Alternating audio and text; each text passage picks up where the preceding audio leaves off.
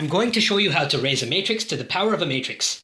If you don't know how to raise a scalar to the power of a matrix, or to do a logarithm with a scalar base of a matrix, you can watch my videos on those topics first. The important part to remember is that the logarithm of a matrix A is a new matrix such that the exponential of the new matrix is A.